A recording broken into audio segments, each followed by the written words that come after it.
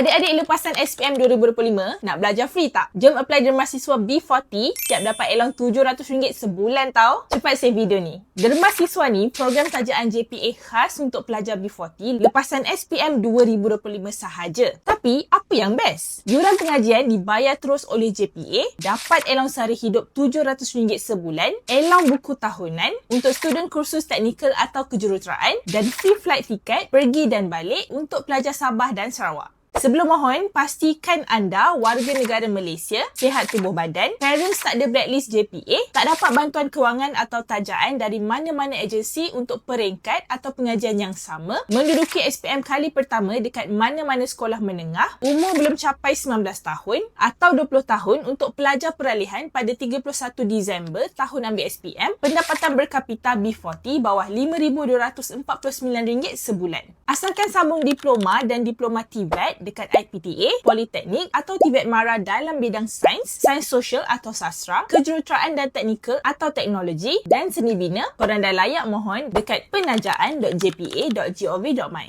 Save the date siap-siap sebab permohonan buka dekat portal start Ogos 2026 tau. Isantro The Explain, jangan lupa follow.